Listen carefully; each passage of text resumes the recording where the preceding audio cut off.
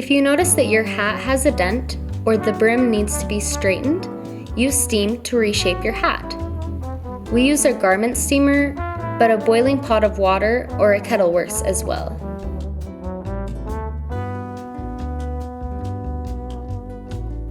As the steam hits the hat, you should feel the material begin to soften.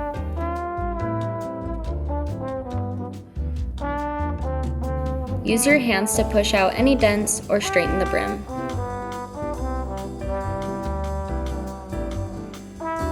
It may help to use a flat surface to straighten the brim.